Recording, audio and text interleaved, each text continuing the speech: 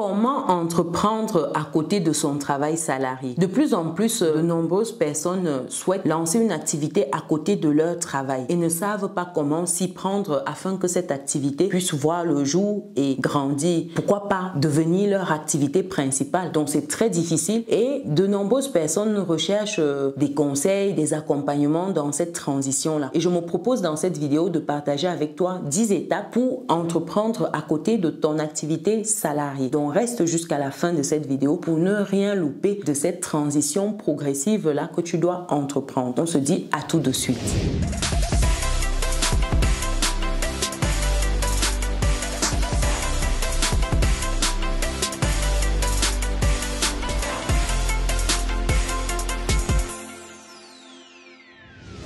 Bienvenue de nouveau sur Business et Réussite, la chaîne qui te permet de muscler ton mindset et tes finances. C'est quelque chose qui te parle, clique sur le bouton, active la cloche, partage autour de toi. Si tu me découvres dans cette vidéo, je suis Chimène Nana, je suis maman, je suis entrepreneur, je suis investisseuse et j'accompagne des personnes qui souhaitent également investir, qui souhaitent avoir d'autres sources de revenus, qui souhaitent level up leurs finances. Donc si c'est ton cas également, tu as un projet immobilier, marché financier, investissement en Afrique, contacte-moi, va sur businessetréussite.com, onglet prendre rendez-vous, c'est gratuit. On échangera de ton projet. Tu peux également, une fois que tu es sur businessetréussite.com, cliquer sur l'onglet Académie qui te permettra de rejoindre le club privé des résilients où on investit déjà ensemble, on réseaute ensemble, on parle de business, on parle livre, on parle d'idées révolutionnaires. Donc rejoins l'aventure pour ne rien louper. Et pour les personnes qui sont du côté de la France ou qui aspirent à immigrer en France, vous avez le livre Vivre et réussir en France qui vous prépare pour cette immigration-là, pour que vous soyez bien installé, que vous vous intégrez bien dans cet environnement. Et si ça fait un moment que vous y êtes déjà, vous devez comprendre comment fonctionne le système, la gestion de vos finances. Vous avez les clés ici. Où investir? Comment investir? Vous avez également les clés ici. Vous avez l'expérience de d'autres personnes. C'est un atout. Vraiment, c'est capital parce que vous allez pouvoir vous identifier au travers de ces différentes expériences-là et réaliser que c'est également possible pour vous. Je vais mettre le lien pour obtenir votre exemplaire dans le descriptif de cette vidéo. Et il y a la chaîne YouTube qui existe également, Vivre et réussir en France, qui propose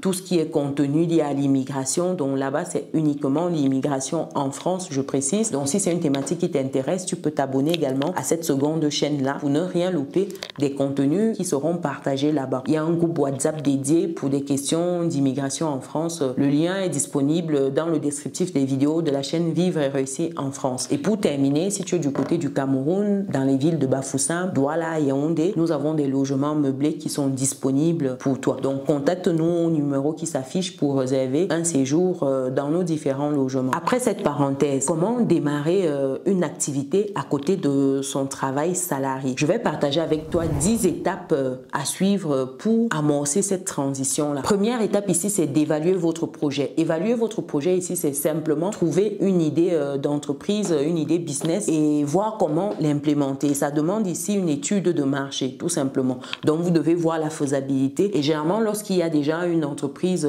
dans ce que vous souhaitez, c'est que c'est intéressant, c'est jouable. Donc maintenant vous devez vous positionner et avoir une différenciation par rapport à ce qui existe déjà. Deuxième étape ici, c'est d'établir un plan. Ici c'est tout ce qui est business plan. Vous devez mettre en place un business plan. Ça ne veut pas dire que vous devez passer du temps à rédiger votre business plan. Non, c'est quelque chose qui vous donne les grandes lignes, le fil conducteur afin que vous gardiez le cap dans votre esprit. Donc ici vous devez définir également vos objectifs qui doivent être SMART. Donc S pour spécifique, M pour mesurable, A pour atteignable, R pour réalisable et T pour temps, dans le temps. Donc vous devez prendre un moment pour rédiger vos objectifs. Ensuite, en troisième point ici, c'est de savoir gérer votre temps. Ça, c'est quelque chose de très difficile. Lorsque vous démarrez une nouvelle activité, un business à côté de votre travail, votre activité salariée, la gestion du temps est cruciale. Pourquoi? Parce que l'entreprise est souvent énergivore. Ça vous demande beaucoup de temps lorsque vous êtes en phase de démarrage de votre activité. Donc, il faut savoir manager. Et ici, il faut savoir prioriser également les tâches. Parce qu'au début, c'est vous qui faites tout. Vous démarrez seul, en fait, dans ce business que vous démarrez. C'est lorsque vous grandissez que vous avez d'autres personnes qui viennent vous accompagner. Ou vous démarrez peut-être avec un partenaire, mais généralement, il y a beaucoup de tâches. Donc, il faut prioriser. C'est très important, la gestion du temps ici. Quatrième étape ici, c'est de choisir le bon statut juridique. Lorsque vous démarrez votre business, il y a besoin, en fait, de choisir le type d'entreprise. Une entreprise individuelle, est-ce que vous serez en auto-entreprise entrepreneur? Est-ce que ce sera une SARL? Vous êtes avec qui? Comment vous gérez ça? En fait, il faut choisir un statut adapté parce que vous choisissez un mauvais statut, nos amis du fisc ne vont pas vous louper. C'est-à-dire que l'imposition liée au type de votre société va baisser votre rentabilité, peut-être faire couler votre activité au début parce qu'au début, vous avez beaucoup de charges. Les premières années de vie de votre entreprise, c'est lourd. Il faut absorber tout ça. D'où un choix de statut juridique adapté. Cinquième étape ici, c'est de financer votre projet. Comment vous allez faire financer votre projet, votre business? Est-ce que c'est sur vos économies personnelles? Et généralement, lorsqu'on démarre, c'est sur ses économies personnelles. Je ne recommande pas d'aller faire un prêt pour démarrer une activité. C'est mieux déjà de tester ça en fonds propres. Et lorsque vous avez testé, vous avez vu que c'est intéressant. Maintenant, lorsque vous voulez level up l'entreprise, vous allez sur du financement, que ce soit bancaire, que ce soit les levées de capitaux, etc. C'est dans un second temps. Mais dans un premier temps, je vous assure que c'est mieux d'aller sur les fonds propres, l'épargne personnelle. Ensuite, vous avez tout ce qui est prêts et subventions. Pourquoi pas? Mais dans un second temps, j'insiste là-dessus. Ensuite, en sixième point ici, c'est d'utiliser les ressources qui sont disponibles. Lorsque vous lancez, par exemple, une entreprise qui propose des produits pour hommes, par exemple, tout ce qui est chemise, tout ce qui est pantalon, tout ce qui est sac, etc., dédié aux hommes. Vous devez déjà identifier autour de vous des personnes qui peuvent consommer vos produits. Ça commence déjà autour de vous, communiquer autour de vous. Il faut faire également du réseautage, c'est très important. En termes de ressources ici, vous devez réseauter dans votre entourage qui peut consommer déjà vos produits, aller vers ces personnes. Même si la personne ne prend pas vos produits, la personne peut recommander vos produits à d'autres personnes. Pourquoi pas? Vous avez tout ce qui est formation et atelier. Ça fait partie des ressources disponibles. Utilisez les formations gratuites. Formez-vous, c'est gratuit. Vous avez tout ce qui est e-learning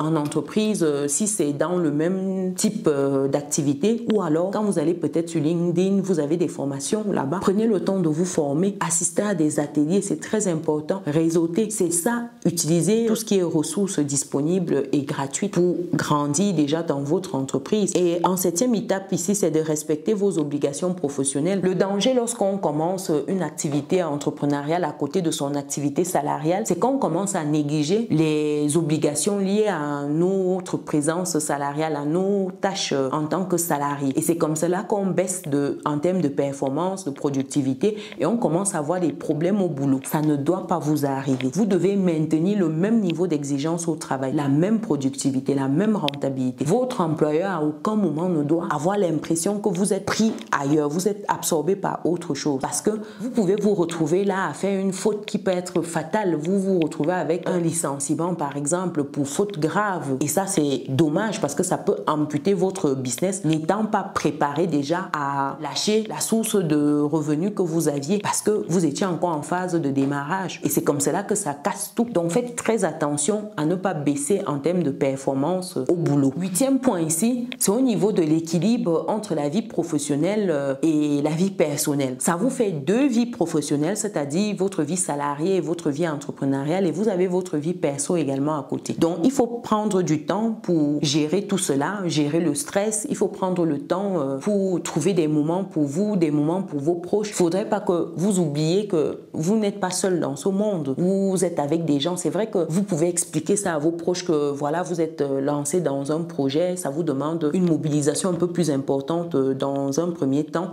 Mais voilà, c'est quelque chose de ponctuel et vos proches comprendront. Mais il ne faudrait pas juste que du jour au lendemain, on ait l'impression que voilà, vous êtes dans une autre dimension. Il faut prendre le temps d'expliquer ça pour que ça passe mieux. C'est vrai qu'il y a des gens même à qui vous allez expliquer jusque-là, ça ne va pas passer. Bon, cette catégorie-là, on ne gère pas, j'ai envie de dire. Et un point que j'ai oublié dans le volet précédent, au niveau des obligations professionnelles, c'était en fait d'être transparent. N'hésitez pas à en parler en fait aux personnes avec qui vous êtes en entreprise, afin que ces personnes puissent même vous soutenir, ces personnes puissent vous recommander. Par exemple, si vous êtes dans une activité complémentaire, c'est des personnes qui demain pourront recommander en fait cette activité-là. Donc, essayez d'être transparent lorsque c'est possible, bien sûr. Essayez la transparence parce que faire des choses et qu'un matin on réalise qu'en fait vous étiez déjà parti, quand vous partirez officiellement, ça fait un peu tâche, ça donne un arrière-goût voilà, de trahison et c'est pas l'objectif.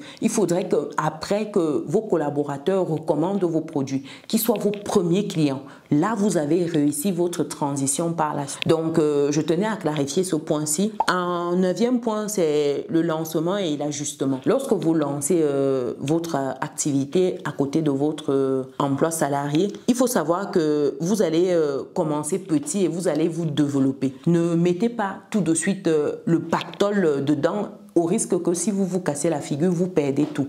Non, c'est pour cela que vous devez démarrer petit et progressivement grandir. Ça fait que vous avez le temps d'observer tout ce qui peut être problématique, les dangers et puis de vous ajuster en fonction de vos observations. Et ça vous permet également de voir les besoins, la croissance que vous pouvez avoir et puis vous projeter. Est-ce que vous allez partir sur un prêt? Est-ce que vous allez faire une mobilisation plus importante? Dans quel horizon, etc.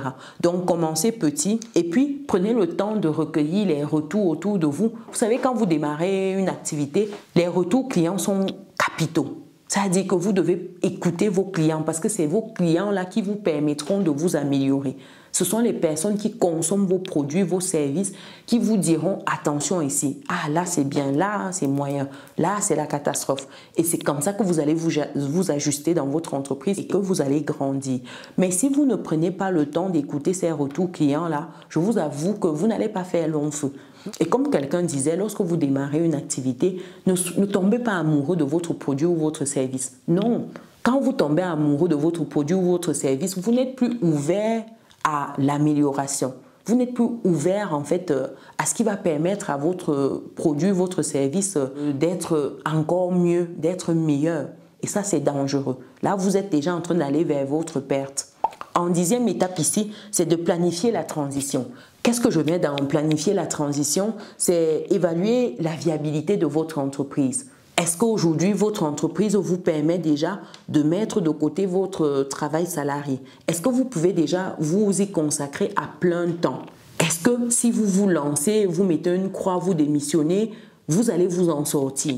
Comment vous pouvez gérer ça? Est-ce que vous allez plutôt sur une rupture conventionnelle? Moi, je recommande beaucoup ça, une rupture conventionnelle quand vous êtes en France, par exemple. C'est une entente avec votre employeur pour casser votre contrat. Et lorsque vous vous entendez, vous avez en fait des indemnités qui vous sont versées pendant un certain temps. Et ces indemnités sont une sécurité vous permettant justement de bien mûrir votre projet entrepreneurial, sachant que vous avez quand même ça qui tombe. Et sachant que dans d'autres entreprises, même lorsque vous êtes dans cette rupture entrepreneuriale, vous avez des supports, vous avez en fait des créneaux qui vous permettent justement de vous accompagner dans une transition, dans un projet. Il y a des entreprises qui mettent cela en place pour leurs collaborateurs afin que lorsque le collaborateur quitte la boîte, qu'il puisse rentrer dans un de ces créneaux-là, sachant que ça laisse toujours la porte pour un retour au cas où ça ne se passe pas bien.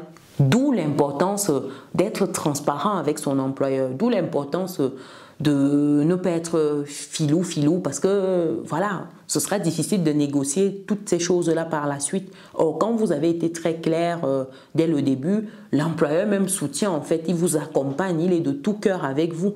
Quand c'est un bon employeur, parce qu'il y a des employeurs qui veulent seulement vous exploiter. Et lorsque vous êtes dans la quête de vous épanouir d'une certaine manière, qui n'est plus profitable pour lui, ben, tout de suite, c'est la guerre. Moi, je parle des bons employeurs ici. Donc, voilà comment vous pouvez progressivement amorcer cette transition-là, avoir une activité entrepreneuriale à côté de votre activité salariée. Dites-moi, est-ce que c'est quelque chose qui vous parle? Est-ce que vous avez déjà démarré, vous, une démarche comme celle-là? Dites-moi où vous en êtes, ce que ça a donné, vos retours d'expérience, partagez. Ça va aider quelqu'un. Et si vous êtes arrivé jusqu'ici, mettez transition entrepreneuriale. Mettez également un pouce, un cœur, un like si la vidéo vous a parlé. Partagez autour de vous, c'est important. On ne garde pas les bonnes choses pour soi. Et nous, on se donne rendez-vous très vite dans une prochaine vidéo. Ciao!